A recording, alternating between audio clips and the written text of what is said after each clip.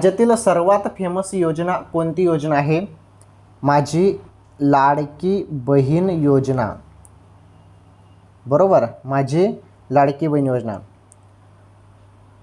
तर माझी लाडकी बहीण योजना या योजनेमार्फत दरमहा तुम्हाला 1500 रुपये मिळतात. ओके,